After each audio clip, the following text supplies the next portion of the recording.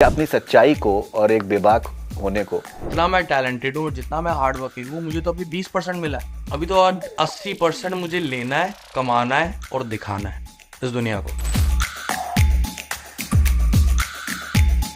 धीरे धीरे से मेरी जिंदगी में आना रीमेक होता है। ऋतिक रोशन और सोनम कपूर म्यूजिक वीडियो में आते हैं। और आप बिलीव नहीं करेंगे, मैंने स्टूडियो नहीं जाऊंगा, मुझे डर लगता था माइक से भी।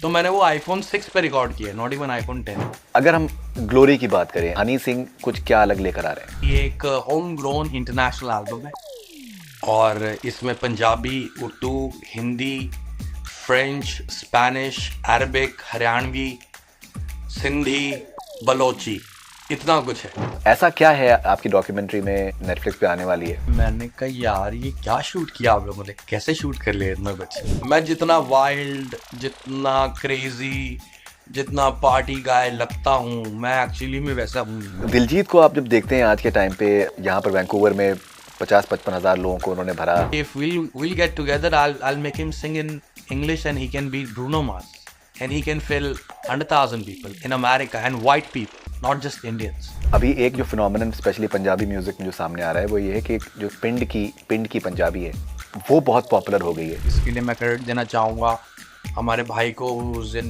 paradise right now, Sidhu Moosewala. जिस तरह से सिद्धू का आई थिंक उनकी जो शहीदी हुई, और भी आई थिंक मुझे लगता है कि आपको भी थ्रेट्स शायद हुए हैं। एक जो डार्क साइड है म्यूजिक इंडस्ट्री का, अगर हम पंजाबी म्यूजिक इंडस्ट्री की बात करें, जो मैंने गाने अंग्रेजी बीट लिखे हैं और जो ये ब्राउन रंग लिखे हैं, ये सड़कों पे बैठ के मच्छी खाते हुए लिखे हैं। तो आज हम वो चीज़ नहीं कर पा रहा हूँ मैं। आज मेरे को जहाँ पे भी जाना पड़ता है तो गनमैन साथ में चलते हैं।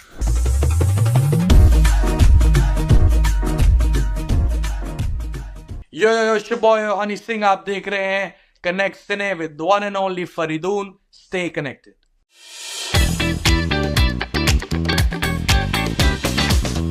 Honey, welcome on Connect Cine. कैसे हैं आप? बहुत बढ़िया सर, आप सुनाएं, एकदम मजे में। ऑलराइट, सो हनी, मैं आपके इंटरव्यूज में, जैसे मैंने आप जिक्र किया कि मैं देख रहा हूँ कल से, और आपने एक बड़ी कमाल की आपने बात कही है कि मैं बचपन से ही मैं सेलिब्रिटी था बिकॉज मैंने हमेशा जिंदगी को सेलिब्रेट किया है। हाँ, कुछ अगर आप कहना चाहें इसके बारे में। हाँ, बस यही रही कोशिश, चाहे वो बचपन की रामलीला देखने का वक्त हो या आज जो हम इतने नज़ारे देख रहे हैं, पूरी दुनिया में घूम रहे हैं, तो सेलिब्रेट करते आए हैं, यारी सेलिब्रेट करते आए हैं, रिश्ते सेलिब्रेट करते आए हैं। शुरुआत में तो पैसा नहीं था, फिर उसके बाद जब पैसा आया तो और सेलिब्रेशन करी, फिर उस पैसे ने दिमाग ख़राब किया तो भी सेलिब्रेशन करी और अब भी सेलिब्रेट कर रहे हैं। मेन सेलिब्रेशन यही है कि हर दिन को मज़े में जिया जाए, हर मोमेंट को मज़े में जिया जाए। मेरे नज़र में वही सेलिब्रिटी होता है। राइट, आपने एक जगह ये भी कहा है कि मोहब्बत तो मुझे बहुत मिली, इश्क नहीं कर पाया मैं अब तक। हाँ, इश्क में मैं फेल हो गया। इश्क के कुछ उसूल हैं और मैं अपने बनाए उसूलों पे ज़्यादा चलता हूँ। जो दुनिया के बनाए उसूल हैं वो समझ नहीं पाता हूँ। तो इश्क में बहुत उसूल हैं, तो उसूलों वाला काम मुझसे होता नहीं, हार जाता हूँ। मतलब मैं तो हारे हैं कई बार, इश्क हुआ नहीं, इश्क अपने बस का है भी नहीं। आपका ना एक थ्रू आउट आपका जो एक आई थिंक बहुत इंपॉर्टेंट जो आपकी पर्सनैलिटी का एक फीचर रहा है वो आपका कॉन्फिडेंस है। हाँ, कह सकते हैं। और वो कॉन्फिडेंस पिछले कुछ सालों में जिस तरीके के आपने एक्सपीरियंसेस करे हैं, लेकिन वो आपका कॉन्फिडेंस आपका कम्प्लीटली इंटैक्ट है, जो मैं आपका इंटरव्यूज देख रहा हूँ। दुनिया का एक उसूल है कि जब आप अपने बारे में बहुत ज़्यादा श्योर होते हैं तो कुछ लोग उसको एरोगेंस भी कह सकते हैं, लेकिन इंपॉर्टेंट चीज़ ये है कि अपने ऊपर भरोसा जो है सबसे इंपॉर्टेंट होता है। कैसे डील करते हैं आप इस तरीके की परसेप्शन से? मैं पहली बात तो कभी जिंदगी में दुनिया की परवाह की ही नहीं।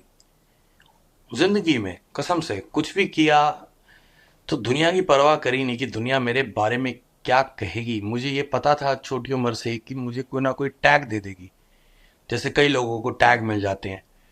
तो कभी परवाह करी नहीं और ज़िंदगी अपने हिसाब से जी, गलतियां करी, वो फिर अब सीखे, फिर अब बेहतरी करने की कोशिश कर रहे हैं। लेकिन जहाँ तक कॉन्फिडेंस है तो भाई मैं, आप अगर आपको याद हो तो मैंने तकरीबन 3 या 4 साल पहले आपके साथ एक इंटरव्यू किया था।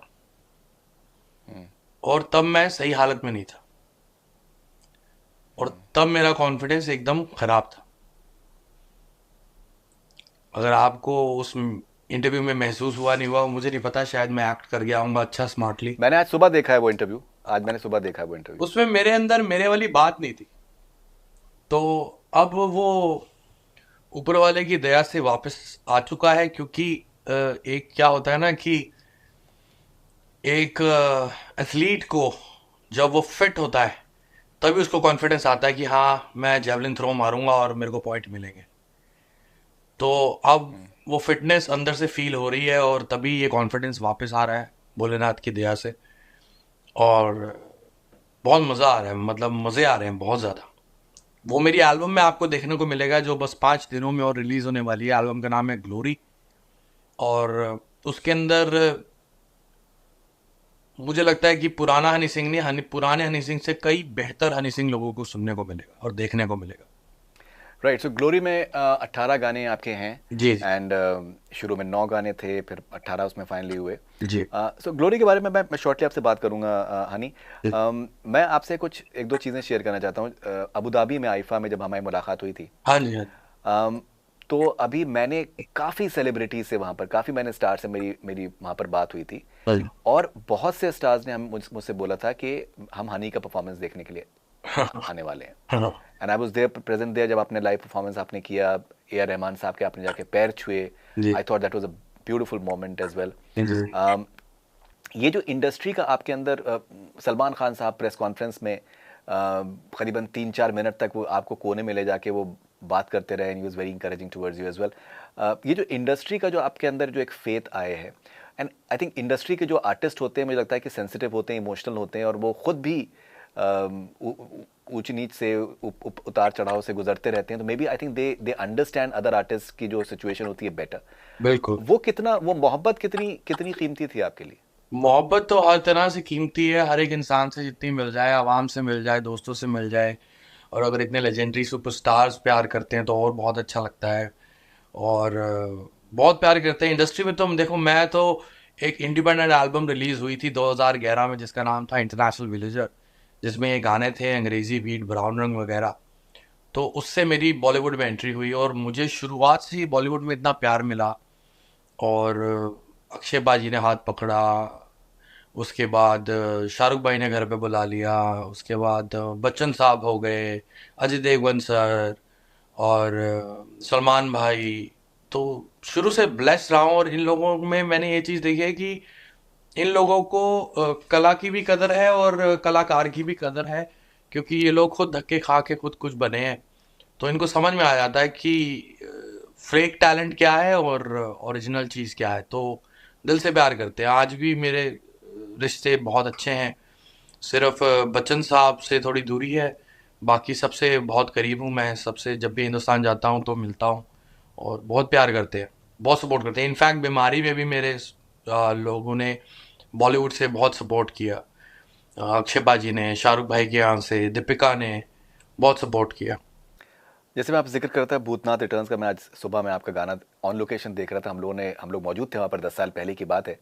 और वो वीडियो करीबन 1.2 मिलियन व्यूज़ उसके हो चुके हैं। बच्चन साहब ने बहुत आपकी तारीफ करी थी। आप कह रहे हैं कि बच्चन साहब से कुछ कुछ दूरी हो गई, व्हाट रियली हैपेंड?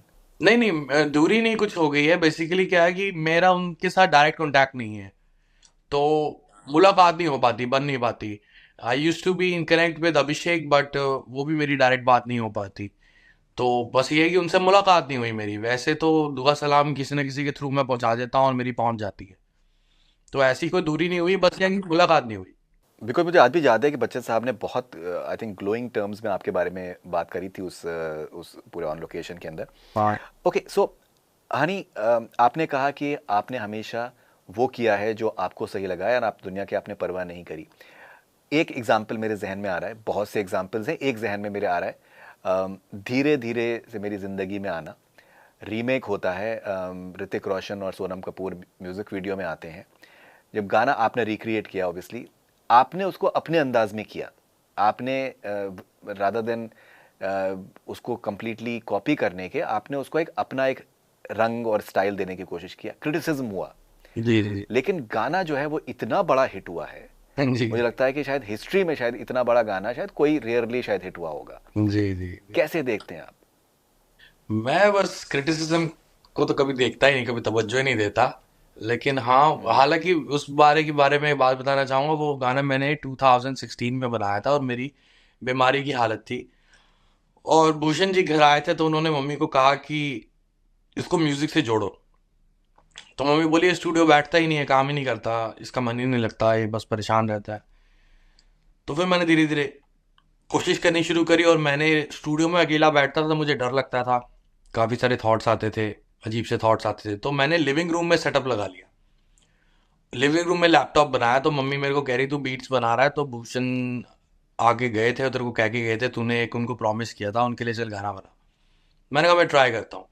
तो मैंने लैपटॉप पे उसी टाइम बीट बनाई और फिर कंपोज किया, फिर थोड़ा बहुत लिखा। तो मुझसे लिखा नहीं जा रहा था। फिर लास्ट वर्स मम्मी ने लिखा मेरी उस गाने का, धीरे धीरे से मेरी ज़िंदगी में आने का। और आप बिलीव नहीं करेंगे, मैंने कहा मैं स्टूडियो नहीं जाऊँगा, मुझे डर लगता था माइक से भी। तो मैंने वो आईफोन 6 पे रिकॉर्ड किया, नॉट इवन आईफोन 10। और आर यू सीरियस? दैट गाना? That whole song recorded on iPhone 10 in my living room, and I made that music in 3 hours in my living room. My goodness. और वो कितना and it जबरदस्त went था। On to become one of the biggest hits ever. Yeah, I want to thank my engineer Vinod भाई, जिन्होंने उसको बहुत अच्छा मिक्स और मास्टर किया।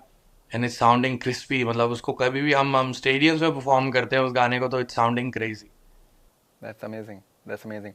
ओके, अगर हम ग्लोरी की बात करें, अब आप एक ऐसे ऐसे आप टाइम पे आ रहे हैं जब स्पेशली अगर हम पंजाबी म्यूज़िक की बात करें, तो बहुत एक बड़ा एक फेज़ देखने में आ रहा है। दिलजीत की बात कर लें, करण औजला, एपी ढिलोन, और आर्टिस्ट जो हैं वो बहुत ज़्यादा Shubh, they have become world wide sensations in more ways in one. कैसे देखते हैं इस दौर को आप? एंड हनी सिंह कुछ क्या अलग लेकर आ रहे हैं? आपने खुद ही बात बोल दी, हनी सिंह क्या अलग लेकर आ रहा है, तो आपने खुद ही जवाब दे दिया कि आपको भी पता है कि मैं कुछ अलग ही लेकर आ रहा हूँ। तो डेफिनेटली इन सबका म्यूजिक बहुत बेहतरीन है, बहुत मज़ेदार है, सबका अपना अपना स्टाइल है, सबकी अपनी अपनी ऑडियंस है। लेकिन मैं कुछ खतरनाक चीज़ लेकर आ रहा हूँ। पहली बात तो ये है कि ये एक होम ग्रोन इंटरनेशनल एल्बम है, और इसमें Punjabi, Urdu, Hindi, French, Spanish, Arabic, Haryanvi, Sindhi, Balochi, इतना कुछ है, इतना कुछ है इसमें, इस एल्बम में। तो ये एक इंटरनेशनल एल्बम है जो मैंने टारगेट करना चाह रहा हूँ पूरी दुनिया को, नॉट इवन सिर्फ हिंदुस्तान को, पूरी दुनिया को एक ऐसा म्यूज़िक देने की जो अलग सोच मैं पहले रखता था, और कुछ डिफरेंट साउंड होती थी मेरी। तो मैंने साउंड पे बहुत मेहनत करी है, और इसमें जो मेरा कंटेंट लिखा है, इस बारी मैंने लिखाई खुद नहीं करी, मेरा कंटेंट लिखा है मेरे भाई ने, लियो ने। और बाकी कंटेंट्स अलग अलग आर्टिस्टों ने अपने अपने लिखे, किसी ने कुछ लिखा, किसी ने कुछ लिखा। लेकिन मैंने जो सबसे ज़्यादा अपनी कमर कसी, वो कसी म्यूज़िक पे, कि मैं ऐसा म्यूज़िक लेकर आऊँगा, ऐसी बीट्स लेकर आऊँगा, ऐसा प्रोडक्शन लेकर आऊँगा which has to be next level. तो आप बिलीव नहीं करेंगे, मैंने एक गाने के 12-12 वर्जन बनाए, 11-11 वर्जन बनाए, 8 वर्जन बनाए। मतलब गाना जब लिखा जाता था तो एक बेसिक बीट पे लिखा जाता था, उसके बाद जब वो लिख लिया जाता था तो वो रिहर्सल उसकी दूसरी बीट पे हो जाती थी, रिकॉर्ड चौथी बीट पे होता था, फिर फाइनली मिक्स। मतलब मैंने इतने चेंजेस किए कि मेरे को, क्योंकि पूरा प्रोसेस था 10 महीने का एल्बम को बनाने का, ऑडियो मास्टर्स को। तो मैंने कहा कुछ भी ऐसी चीज़ जो मुझे बोर कर रही है, I want to change it right now. जो साउंड मुझे पिछले 7 महीने में अगर बोर कर रही है, एक ही गाना मैं सुन के बोर हो रहा हूँ, तो इसका मतलब ये अगले 10 साल नहीं चलेगी। आज आप डांस फ्लोर पे जाएं, ऊपर वाले की ऐसी दया है कि अंग्रेजी बीट तभी भी बजता है, ब्राउन रंग भी बजता है, 4 बोतल वोडका भी बजता है, और आज आज तक मुझे उसका रेवेन्यू आता है, क्योंकि वो बजता है हर जगह और मुझे उसका रेवेन्यू आता है। सो ग्लोरी इज द साउंड जो मुझे उम्मीद है ऊपर वाला मेहर करे कि अगले 10-15 साल तक सुनी जाएगी। मैंने जैसे आपसे जिक्र किया, मैं सुबह से आपके गाने में आपको सुन रहा हूँ, आपने देसी कलाकार का आपने जिक्र नहीं किया, ब्लू आइज का आपने जिक्र नहीं किया, बहुत लुंगी डांस, आई थिंक लुंगी डांस के बारे में पूरा एक इंटरव्यू हो सकता है। बहुत से गाने आपके जो हैं, या फिर अक्षय सर के साथ में जो आपके गाने रहे हैं, बहुत बहुत बहुत मशहूर हैं, पार्टी, बहुत सारे गाने हैं।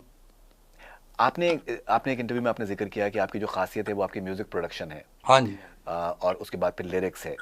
आवाज़ को आपने कहा कि दैट मेरी आवाज़ उतनी अच्छी नहीं है, मैं उसको ऑटो ट्यून से उसको हम लोग पूरा करते हैं। गाना as a whole, I look at the song as a whole. तो जब आपके मैंने जब गाने में सुन रहा था तो म्यूजिक प्रोडक्शन की आपने जो बात करी तो उसमें हमेशा आपके गानों में एक ग्रूव या फिर एक जो एक जो भी एलिमेंट होता है वो कुछ डिफरेंट होता है, इंटरटेनिंग होता है। हाँ जी। तो ये म्यूजिक प्रोडक्शन की जो जो एक आपके अंदर एक टैलेंट है, ये आपने कब रियलाइज किया कि that you have a talent for music production and something unique? और शुरू से ही मैं एक्चुअली बनना चाहता था म्यूजिक प्रोड्यूसर, सिर्फ म्यूजिक प्रोड्यूसर। क्योंकि मैं जब 10-11 साल का था तो एक पंजाबी फैमिली के अंदर एक ऑडियो कैसेट आती है और मेरे गुरुजी कहते हैं कि आपको आज के बाद इसी को सुनना है। तो मैंने कहा बताएं जरा है क्या? कहते पहले सुने। तो मैंने सुना एक तमिल गाना बजता है और वो रोज़ा तमिल में थी तब। तो मैंने कहा गुरुजी ये क्या है? तो गुरुजी मेरे अभिनव आचार्य जी हैं। तो मैंने कहा ये क्या म्यूजिक है? कहते बेटा आरडी बहुत सुन लिया तुमने, अब इसको सुनो। ये आदमी पूरी दुनिया हिला देगा म्यूजिक से और तुम आज के बाद सिर्फ इसी को सुनोगे। फिर उसके बाद मैंने जिसके बोलते ना कि घोट के पी लिया कई साल तक म्यूजिक प्रोडक्शन को, कैसे म्यूजिक प्रोडक्शन होनी चाहिए, कैसी होती है। मेरे को लेयर सुनाई देती थी, मतलब मुझे मल्टी ट्रैक सुनाई देने लग गए थे गानों के। मैं इतना सुनता था गाने, मैं लिरिक्स पे ध्यान नहीं देता था, कॉम्पोजिशन पे ध्यान नहीं देता था, मैं जो प्रोडक्शन हुई होती थी उसकी लेयर्स मुझे सुनाई देने लग जाती थी। तो फिर धीरे धीरे मैंने फिर कोशिश करी खुद सीखने की और फिर धीरे धीरे 2003 से मैं ऑफिशियली बीट्स बना रहा हूँ काफ़ी सारे इंग्लिश रैपर्स के लिए। और उसके बाद 2005 में मुझे पहला गाना Khadke Glassy as a music producer chance मिला, जिसमें मैंने अंग्रेज़ी में गाया भी और मैं वीडियो में भी हूँ। तो उसके बाद बस जर्नी पूरी चलती गई, बाकी डॉक्यूमेंट्री में काफ़ी कुछ पता चलेगा। डॉक्यूमेंट्री में काफ़ी कुछ पता चलेगा। तो इनफैक्ट मुझे याद है कि आपने मुझसे डॉक्यूमेंट्री के बारे में मुझे करीबन 2 साल पहले जिक्र किया था। हाँ जी। और आई थिंक बहुत ही ईगरली अवेटेड डॉक्यूमेंट्री है। मोजेस सिंह ने डायरेक्ट किया है, गुनीत मोंगा प्रोड्यूस करनी। गुनीत का आई थिंक ऑस्कर विनिंग इस वक्त प्रोड्यूसर हैं, तो आई थिंक उनके अंदर सेंस बड़ा कमाल का है नो कि डाउट। अगर कोई कहानी है तो उसको अलग तरीके से कैसे कहा जाए, ये उनमें एक स्पेशल टैलेंट है। ऐसा क्या है आपकी डॉक्यूमेंट्री में नेटफ्लिक्स पे आने वाली है मतलब आप विच? बिलीव नहीं करोगे, जब मैंने फाइनल कट देखा मैंने कहा यार ये क्या शूट किया आप लोगों ने, कैसे शूट कर लिया इतना कुछ। तो वो एक्चुअली में जो मैं जितना वाइल्ड, जितना क्रेजी, जितना पार्टी गाय लगता हूँ, मैं एक्चुअली में वैसा हूँ नहीं। मैं बहुत ही एक इमोशनल और इंट्रोवर्ड और अपने ख्यालों में रहने वाला और बस थोड़ा सेंसिबल सा रहने वाला एक मूड मिजाज का आदमी हूँ। बहुत लेजी, मतलब लेजी मतलब बोरिंग आदमी हूँ मैं तो। और इमोशनल बहुत ज़्यादा हूँ और मेरे लिए रिश्ते बहुत इंपॉर्टेंट है। तो जो मेरी रियल साइड है वो अ, उसमें निकल के दिखी है सबको। और डॉक्यूमेंट्री ऐसी होती है जिसमें कोई अदाकार नहीं होता, जो होता है वो सब सच होता है। और वो फुटेज और वो इंसान और वो आंखें और वो माहौल आपको बता देता है कि ये जो हो रहा है ये सब असल है और ये जो कहानी कही जा रही है ये एक्चुअली में असल है। तो जो बायोपिक बनती है जिसपे कोई किरदार आपका निभाता है वो बात अलग होती है, वो भी अच्छी होती है बहुत। लेकिन ये इतनी इमोशनल फिल्म है, मैं इससे ज़्यादा कुछ नहीं कह पाऊंगा अभी। कि मतलब मुझे लगता है कि दुनिया हंसेगी भी रोएगी भी ये देख के। मैंने खैर आपसे आपसे मैंने रिपीटेडली मैंने कहा है जब भी हमारी बातचीत हुई है कि दैट लोग आपको एक इंटरटेनर के तरीके से जानते हैं और बहुत सारे और भी एलिमेंट्स आपके साथ जोड़े जाते हैं, लेकिन उर्दू शायरी में जो आपकी दिलचस्पी है और जो आपका एक ज़ौक़ है वो मुझे पर्सनली बहुत इम्प्रेस करता है। मैं एक इंटरव्यू में मैंने आपने कोई अपना खुद का लिखा शेर भी सुनाया था। तो ये मैं इससे कम्प्लीटली एग्री करता हूँ that you are a very different person from what your public persona is. लेकिन ये एक प्रैक्टिकल जो आपकी अप्रोच है कि आप म्यूज़िक वीडियोस जो बनाते हैं एक बड़ा होना चाहिए। आपने कहा है कि अगर सिर्फ स्ट्रीमिंग स्टार बन के रह जाओगे तो आप नौकरी कर रहे हो। बिल्कुल सही। आपको बिजनेसमैन होना चाहिए, आपको सोचना चाहिए आप कैसे बिजनेसमैन, आप कैसे हो। ये तो खैर पंजाबी तो आई थिंक वो एक नेचुरली बिजनेस का और पैसे का सेंस तो एक नेचुरली भी होता है मेरे ख्याल से। खर्चे हम लोगों के ज़्यादा होते हैं ना। जो आपका एक अंदरूनी दुनिया है और जो आपकी एक प्रैक्टिकल दुनिया है, ये जिस तरीके से आप मैनेज करते हो मुझे बहुत ही फैसिनेटिंग लगता है। प्रैक्टिकल होना कितना इंपॉर्टेंट है आपके लिए? प्रैक्टिकल होना इंपॉर्टेंट है। देखो सर, जब मैंने 2005 में गाना किया खड़की गिलासी, उसके बाद मेरे पास 2 साल काम नहीं था और मैं बहुत एरोगेंट म्यूजिक प्रोड्यूसर था, क्योंकि मेरा गाना BBC वर्ल्ड चार्ट्स पे चला गया था और मेरी उम्र सिर्फ 20 साल थी और मैं 2 साल से हिप हॉप बीट्स बना रहा था। लेकिन मेरे पास काम नहीं था कहीं पे भी। बम्बई में कोशिश करी, वहाँ काम नहीं मिला। इंग्लैंड में कोशिश करी, वहाँ काम नहीं मिला। तो मेरा दोस्त जो मेरे सारे खर्चे निकाल रहा था, मुझे दे रहा था, मेरे कपड़े तक वो, क्योंकि लोग पहचानते थे, हम दिल्ली में घूमते थे तो मेरी लुक देख के लोग पहचानते थे कि हाँ ये लड़का खड़के क्लासी की वीडियो में आया था, इसने गाया था। तो वो कहता भाई तेरे पास पहनने को कपड़े नहीं है यार, मैं तेरे लिए लेकर आता हूँ, तू थोड़ा बन के रहा कर, तू अब सेलिब्रिटी होने वाला है। तो मैंने कहा हाँ, लेकिन साला काम तो है नहीं। तो जब 2007 में मैं पंजाब शिफ्ट हुआ और वहाँ से मैंने आर्टिस्ट लॉन्च करने शुरू करे, आर्टिस्टों के म्यूज़िक करने शुरू करे, तब आप बिलीव नहीं करेंगे, आर्टिस्टों के लिए लिखना, आर्टिस्टों के लिए म्यूज़िक प्रोड्यूस करना, उनके नाम तक रखना, उनके म्यूज़िक वीडियो शूट करना, उनके एल्बम्स रिलीज़ करना, वो सब काम छोटी उम्र में करने लग गया था मैं। तो उससे मेरी प्रैक्टिकलिटी बढ़ गई कि जो करना है आपको खुद ही करना पड़ेगा, आपके लिए कोई आ नहीं करेगा आपके लिए, तो वो हाथ पैर खुद ही मारने पड़ेंगे। तो I used to present everybody in a very different way. I designed Diljit's album in 2009 that's called The Next Level. I kept the name of the album as well. So when Diljit came to me and he said भाई अपना इकट्ठे काम करना है, मैं कहा भाई आप जो करते हो वही करना है कि नेक्स्ट लेवल करना है? तो कहते नहीं नेक्स्ट लेवल करना है। तो मैंने कहा आज से एल्बम का नाम है द नेक्स्ट लेवल। मैं कहा अब हम जो भी काम करेंगे एल्बम के टाइटल को देख के करेंगे कि ये नेक्स्ट लेवल साउंड कर रहा नहीं कर रहा। तो बड़े अच्छे अच्छे एक्सपीरियंसेस रहे। तो फाइनली जब मेरी लॉन्च की बारी आई खुद को ब्राउन रंग के साथ 2012 में, तो मैंने कहा कि अगर अब मैं आ रहा हूं तो अब मैं तरीके से आऊंगा। मुझे बड़े विजुअल्स दिखते हैं अपने लिए और मुझे इस तरह का विजुअल्स दिखते हैं और मैं अपने आप को फिट दिखना चाहता हूँ। मैंने बॉडी शॉट दिया, was the first Indian singer who give a body shot. I got fit for 4-5 months, I did a training. फिर मैंने वो ब्राउन रंग वीडियो शूट किया और वो एशिया में नंबर 1 था। I represented Asia in America. Google called me, YouTube called me for that. So उसके बाद से फिर विजुअल्स का सिलसिला रुका नहीं। मैंने कहा ये शूट करना, वैसा शूट करना, वैसा शूट करना। इवन आज तक आप मिलियनर का वीडियो देखेंगे, आपको मजा आ जाएगा वीडियो देख के। उसके बाद भी जितने वीडियोस ग्लोरी के आ रहे हैं, so I design all the story, the concept, the look, the country, the climate, the temperature, everything I decide. Desi Kalakar, I decided we're gonna shoot in Hollywood. I asked Mr. Bhushan, I said, I want to shoot it in this way, and it has to be a bloody useless chase for 7 minutes in the video, and I need this much money. He said, why you have to do this? I said, no, I see this visual, I see this story of this couple, a crazy couple like this, and I want to shoot in Hollywood. He said, okay, go. So he believed in me at that time. So आज तक फिर वही कोशिश रहेगी भी कि जान निकल जाए सलामी तोप से देंगे। जान निकल जाए सलामी तोप से देंगे। ओके, सो दिलजीत को आप जब देखते हैं आज के टाइम पे, यहाँ पर वैंकूवर में 50-55 हज़ार लोगों को उन्होंने भरा, टोरंटो में 45-50 हज़ार लोग आ रहे हैं, दुनिया भर में एक रिस्पॉन्स मिल रहा है, आपको एक पर्सनल विक्ट्री लगती है? हाँ नहीं बिल्कुल, मेरे को बहुत खुशी होती है और मेरे को उस आदमी का हार्डवर्क और उसकी सेंस बहुत अच्छी है, सिक्स सेंस बहुत अच्छी है, उसकी विजडम बहुत अच्छी है इन टर्म्स ऑफ एवरीथिंग। और वो यकीन करता है अपनी टीम पे और इंसान बहुत स्पिरिचुअल है और बहुत हम्बल आदमी है और बस पागल है काम करने के लिए, बस काम ही करवाते रहो उससे, बस और कुछ नहीं उसको चाहिए।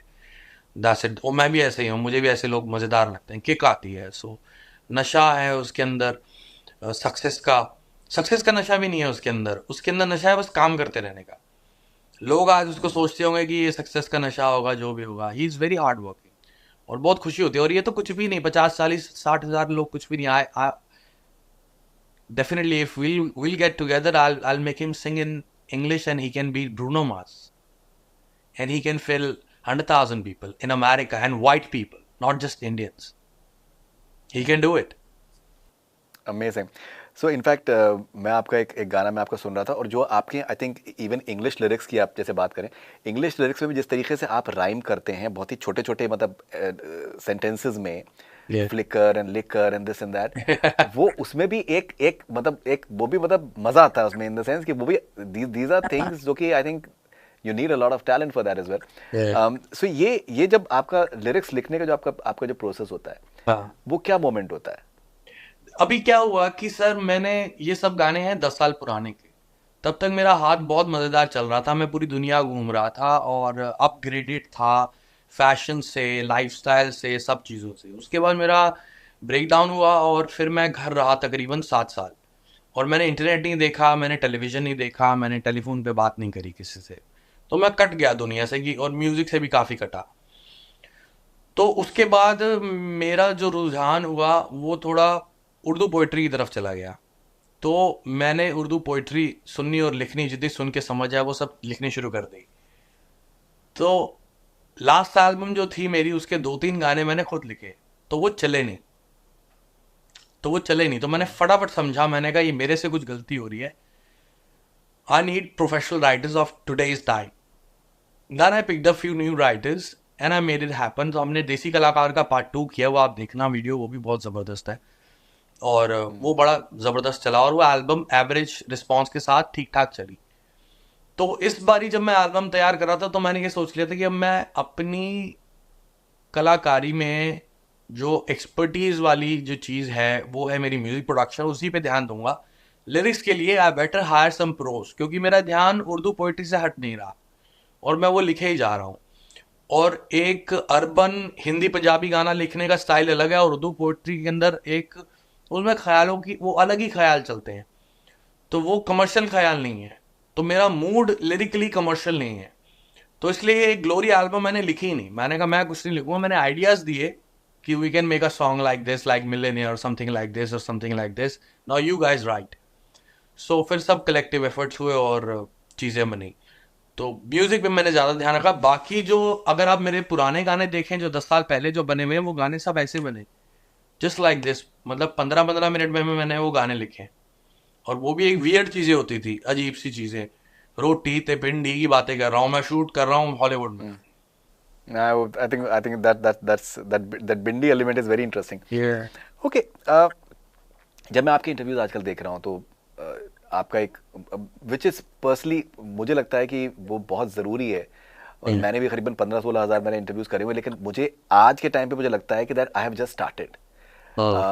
आप में जो एक लोग आपको बोलते रहते हैं कि आपने इतना कुछ कर लिया, हमें पीछे देखना ही नहीं, हमें आगे देखना है, आगे देख वो एनर्जी। अभी रिसेंटली माधुरी दीक्षित जी से मेरी मुलाकात हुई न्यू जर्सी में, उन्होंने भी कहा, उनसे भी मेरी वही बात हुई कि वो बोली कि मैं स्टूडेंट के तरीके से देखती हूँ अपने आप को, मुझे लगता है कि आप just started, I have like fantastic energy.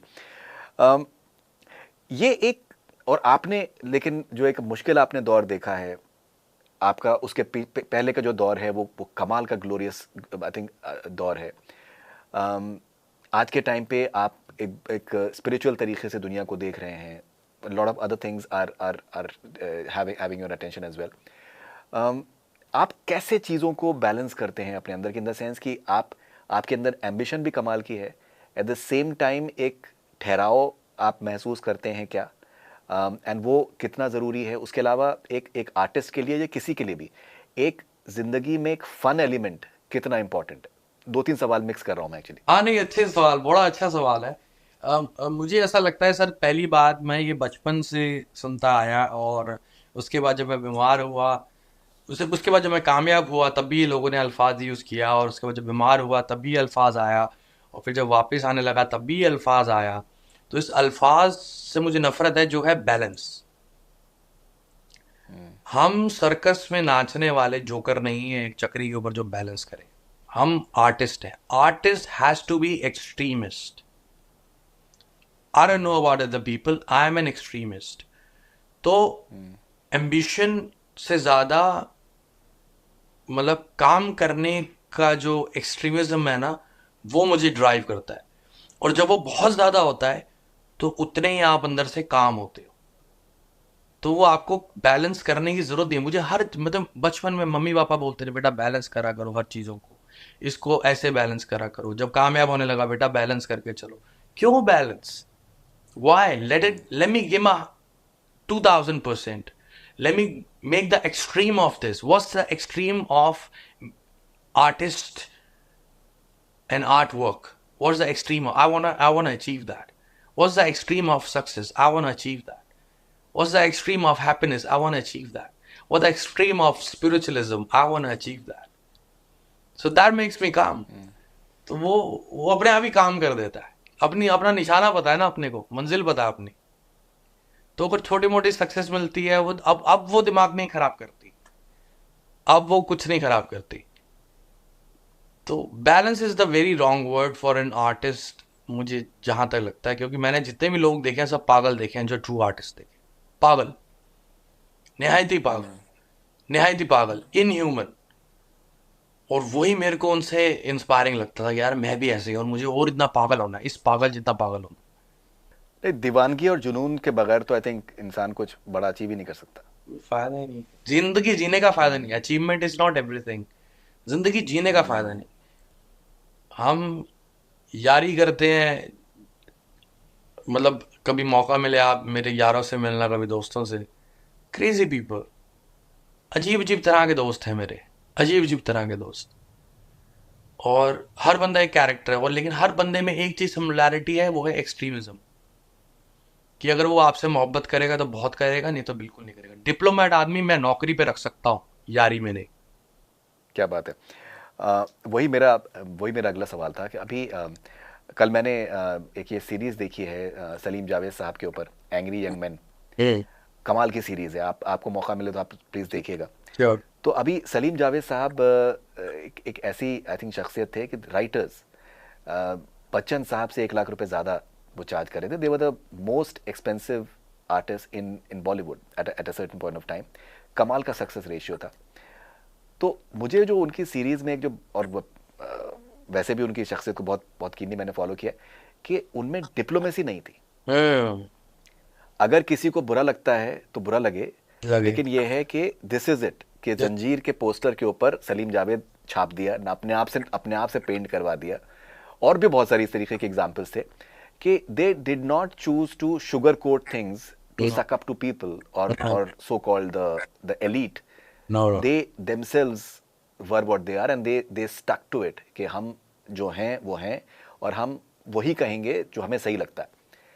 तो जो आपने डिप्लोमेसी का ना होना, वो जिस तरीके से आपने कहा, मैंने आपके भी, मैं सर्टन में आपके इंटरव्यूज कर रहा था, देख रहा था, तो शाहरुख साहब के लिए इज्जत है आपके दिल में. लेकिन आपने ये भी आपने कहा कि सब, जब मैंने लुंगी डांस जब मैंने प्रेजेंट किया तो मुझसे कहा गया कि शायद यार ये तो चले ना चले. आपको कॉन्फिडेंस था कि वो चलेगा. इसी तरीके के और भी एग्जाम्पल्स हैं. ये आप कैसे देखते हैं, ये अपनी सच्चाई को और एक बेबाक होने को, ये आपका एक असेट है आपको लगता है? मैं इसको एसेट और लायबिलिटी की तरह नहीं देखता हूँ, लेकिन ये मेरा किरदार है. तो अगर मैं अपने किरदार को ही बदल लूंगा कि जस्ट बिकॉज कि ये मुझे थोड़ा और पैसे दिलवा देगा, या मुझे थोड़ा, देखो कामयाबी तो काम से मिलेगी, ठीक है, और थोड़ी मशहूरी और पैसा चापलूसी से लोग कमा लेते हैं.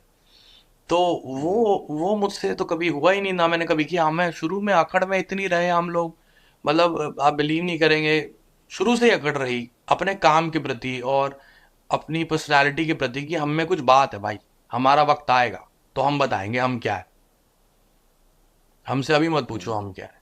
तो इनफैक्ट आज भी लोग बोलते हैं आपने इतना काम किया, बाल दाढ़ी सफ़ेद हो गए हैं, आप तो सीनियर हो. कुछ लोग बच्चे आके पैर को हाथ लगाने लग जाते हैं. तो मैंने कहा बच्चे, मैं जितना अपने आप को जानता हूँ उससे ज़्यादा मेरे को सिर्फ मेरी माँ जानती है. मेरी माँ के अलावा उससे ज़्यादा मेरे से ज़्यादा कोई नहीं जानता. तो जितना मैं अपने आप को जानता हूँ और जितना मैं टैलेंटेड हूँ और जितना मैं हार्ड वर्किंग हूँ, मुझे तो अभी 20% मिला है. अभी तो 80% मुझे लेना है, कमाना है और दिखाना है इस दुनिया को. And I am ready for it. Fantastic, fantastic. Salim Javed का मैंने जैसे जिक्र किया कि उनके नाम के ऊपर, उनके काम के ऊपर फिल्म बिक जाती थी और रिटर्न्स आते थे, प्रोड्यूसर्स दे न्यू. आपने एक वो फेज देखा है फिल्म इंडस्ट्री में जब द मेयर फैक्ट कि अगर हनी सिंह का अगर गाना है तो पिक्चर की ओपनिंग लग जा रही है. चाहे वो सनी लियोनी हो, चाहे वो शाहरुख खान. मैं ये नहीं कह रहा हूँ, मतलब I think Lungi dance was a huge reason for the start that Chennai Express saw. Bachchan साहब in Bhoothnath Returns, so many other examples, so many biggest of stars. अगर हनी सिंह का गाना है तो ओपनिंग में हेल्प होएगी, रिपीट वैल्यू में हेल्प होएगी.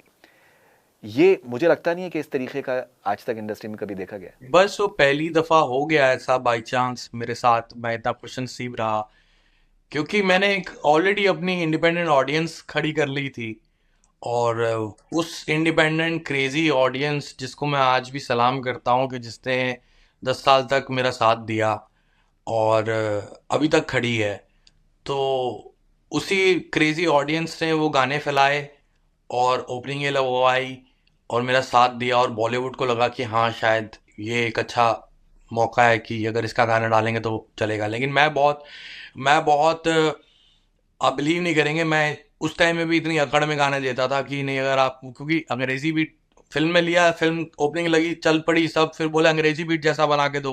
मैं कहा नहीं, मैं कुछ और बना के दूंगा. नहीं नहीं, हमें वैसे चाहिए. तो एक वो लड़ाई बड़ी मुश्किल थी बॉलीवुड में जो मुझे लड़नी पड़ती थी कि स्टीरियोटाइप मत करिए आप मुझे.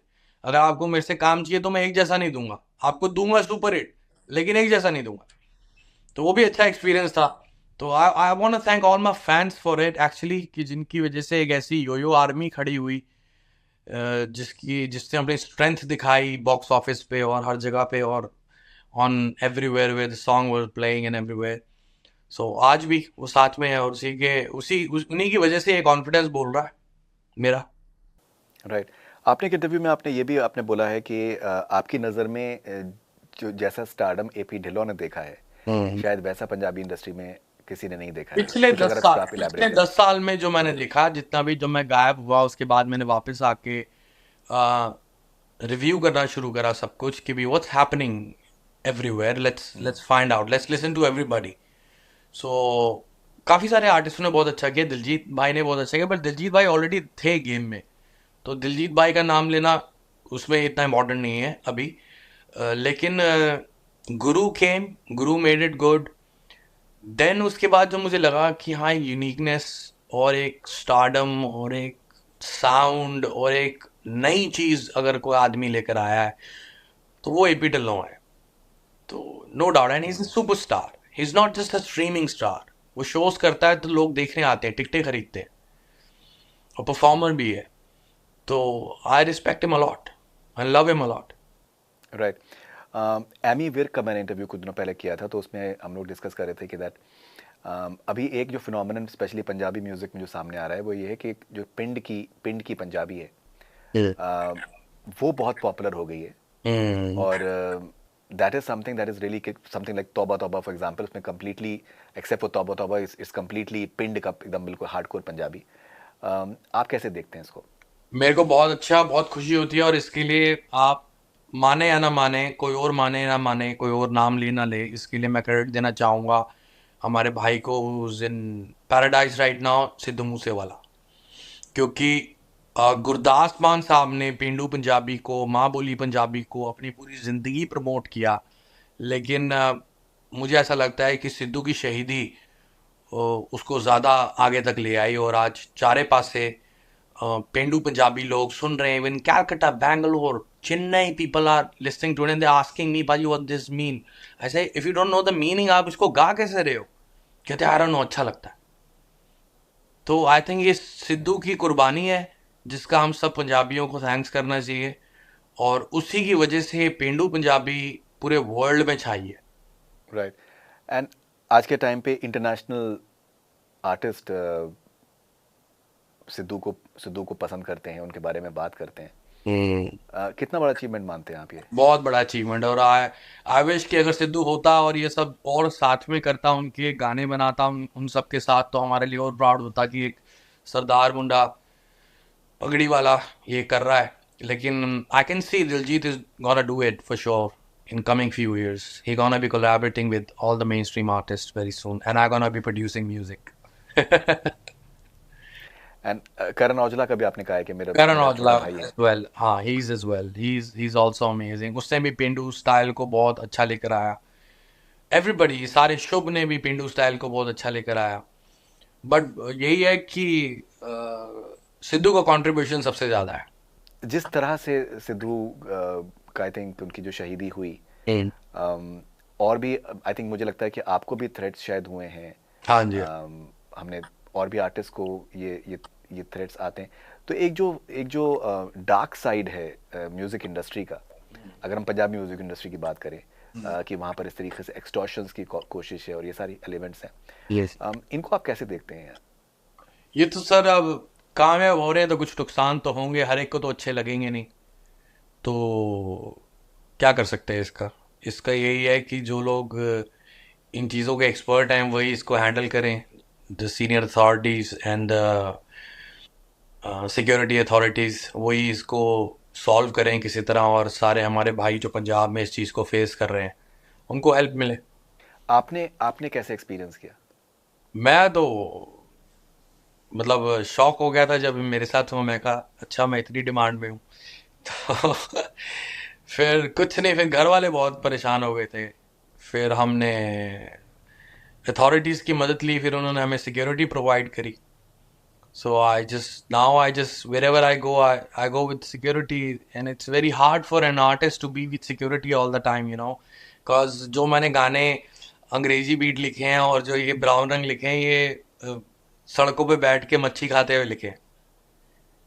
तो आज हम वो चीज़ नहीं कर पा रहा हूँ मैं। आज मेरे को जहाँ पे भी जाना पड़ता है तो गनमैन साथ में चलते हैं, तो इसका ड्रॉबैक हो रहा है। आपने नेटफ्लिक्स की आपकी डॉक्यूमेंट्री की आपने बात करी, उड़ता पंजाब फिल्म आई थी और काफ़ी लोगों ने कहा कि ये कुछ हद तक हनी सिंह की लाइफ के ऊपर बेस्ड है। कितनी सच्चाई उसमें उसमें थी? नहीं, वो सब झूठ है, और मैंने वो फिल्म देखी नहीं तो मैं एग्जैक्टली कह भी नहीं सकता, लेकिन मुझे ये पता है कि उस टाइम मैं बड़ा पीक में था, तो तब उन्होंने मेरे उस स्टारडम को मेरा हेयर कट वगैरह दे के ये सब चीज़ें करके और मुझे अल्कोहलिक दिखा के ड्रग्स दिखा के कैश करने की कोशिश करी। और क्योंकि सबको पता था मैं उस टाइम पे बिल्कुल इंटरव्यूज़ करता नहीं था, मैं मीडिया में आता ही नहीं था, मेरे खिलाफ बहुत कुछ होता था लेकिन मैं जवाब ही नहीं देता था। तो वो चीप प्रोड्यूसर्स ने सोचा कि हम इसका नाम इस तरह हवा फैलाते हैं, इसने कौन सा कुछ बोलना है, अपने को बुकिंग मिल जाएंगी, अपने को बॉक्स ऑफिस मिल जाएगा। तो वो स्टोरी मेरा लेना कोई देना उस स्टोरी से जरा भी नहीं है, मेरी स्टोरी बिल्कुल अलग है, और वो मेरी डॉक्यूमेंट्री में दिखेगी, और डेफिनेटली मेरे पे भी फिल्म बनेगी कभी, तो वो प्रॉपरली बनेगी। नहीं नहीं, इंशाल्लाह, एब्सोल्युटली। आप लिखते भी हैं, आपको उर्दू शायरी से भी दिलचस्पी है। पंजाबी पंजाबी अगर अगर हम राइटर्स की अगर हम बात करें, शिव कुमार बटालवी साहब फॉर एग्जांपल हो गए, उनके उनके कलाम को कैसे देखते हैं आप? उनके कलाम बहुत बेहतरीन है, बहुत खूबसूरत हैं उनके कलाम। बेसिकली मैं हूँ दिल्ली से, मेरा जन्म दिल्ली में हुआ, और मेरे ग्रेट ग्रैंडफादर साहब रिफ्यूजी थे जो लाहौर से आए थे। तो मैं जिस एरिया में बड़ा हुआ हूँ वो एक्चुअली एक रिफ्यूजी एरिया था दिल्ली के अंदर, करमपुरा। तो वहाँ पे मुल्तानी, जंगी, सियालकोट, गुजरांवाला, लैलपुर, लाहौर, यहाँ की फैमिलीज आके बसी। तो हमारी जो पंजाबी थी वो थोड़ी सी उधर वाले पंजाब की ज़्यादा थी और उधर के शायरों की ज़्यादा थी। तो बटालवी साहब को मैंने तब सुना जब मैं चंडीगढ़ शिफ्ट हुआ 2007 में, उससे पहले मैंने उनको सुना नहीं था। तो मैंने उधर के शायरों को ज़्यादा सुना। तो बटालवी साहब को भी मतलब मम्मी बताती हैं कि जो सुरेंद्र कौर जी ने गाने गाए वो उन्हीं के लिखे हुए थे। तो मम्मी ने मुझे बताया कि ये सब बटालवी जी के लिखे हुए हैं, तो इतना पता नहीं था। तो जो मेरा रुझान रहा वो थोड़ा लाहौर साइड वाली जो शायरी है, उधर उधर उसे उर्जाबी कहते हैं, तो उधर का एक्सेंट बड़ा कौन से उर्जाबी। कौन से शायर पसंद है? आजकल के मेरे कमाल शायर हैं, आज इस दौर के, मैं उनको बुल्ले शाह कहता हूँ इस दौर के, उनका नाम है साबर अली साबर। उससे बेहतर ना कोई हुआ है ना कोई होगा। साबर अली साबर आप सुन लो अगर उनको, तो वो बाबा बुल्ले शाह के ही गांव से हैं, और वो समझ लो कि बाबा बुल्ले शाह का ही रूप है। और वो स्पिरिचुअलिटी, रिलीजन्स और इंटेलेक्चुअलिटी और जियो पॉलिटिक्स को ऐसे मिला के शायरी करते हैं। बाकी बहुत सारे शायर और हुए जिनको मैंने काफ़ी सुना। एक सिंगरों को बहुत सुना, एक मेरे फेवरेट सिंगर सराइकी एक ज़ुबान है पाकिस्तान में, ऑफ कोर्स। हाँ, सराइकी के एक सिंगर हुए हैं मंसूर मलंगी, जो काफ़ी सारे कलामों को इधर वाले पंजाब और उधर वाले पंजाब के कलामों को मिला के गाते थे। तो बड़ी सारी चीज़ें हैं ऐसी। तो मेरी इस एल्बम में आपको कुछ सुनने को मिलेगा, आप सुनिएगा। नहीं नहीं, I am looking forward to it for sure. Pakistan में जो पंजाब है तो वहाँ पर that's a huge audience as well, Punjabi audience as well. वहाँ से आपको कैसी कैसी मोहब्बत मिली है? बहुत मोहब्बत मिली है वहाँ से तो बहुत ज़्यादा। क्या हुआ ना, देखो कि जब मैं दिल्ली से लाहौरी पंजाबी एक्सेंट और डायलेक्ट और वोकैब लेके चंडीगढ़ पहुंचा और मैंने अपनी इंडस्ट्री शुरू करी 2007 में, वहाँ पे मैं एकदम फेमस क्यों हो गया? क्योंकि हमारे इंडिया में है मालवा, माझा, दोआबा, 3 तरह के डायलेक्ट चलते हैं सिर्फ। मेरा एक्सेंट सबसे अलग था, मेरे डायलेक्ट अलग थे, मेरी बातें अलग थी। तो सबको लगा ये आर्टिस्ट कहाँ से आ गया, इतने बड़े बड़े राइटर बैठे हुए थे। तो मेरा तुक्का तभी चल गया। तो उधर जो पाकिस्तान वाला पंजाब है, जब मैं काफ़ी बड़ा मशहूर हुआ, जब मेरे दुबई वगैरह बहरीन में शोज़ होने लगे, मिडल ईस्ट पे शोज़ होने लगे, तो वहाँ पे मेजोरिटी ऑफ ऑडियंस वहाँ पे आने लगी पाकिस्तान से, स्पेशली फ्लाई करके मेरे शोज़ देखने के लिए। तो मेरे को बड़ा अजीब सा लगा, मैं यार ये भी सुनते हैं, कहते हैं हमें तो बिल्कुल ऐसे लगता है जैसे आप हमारी भाषा ही बोल रहे हो, आप तो हमारा ही एक्सेंट बोलते हो। तो उसका बड़ा प्यार मिला हर जगह से, दुनिया की हर तरफ से बहुत प्यार मिला आज तक।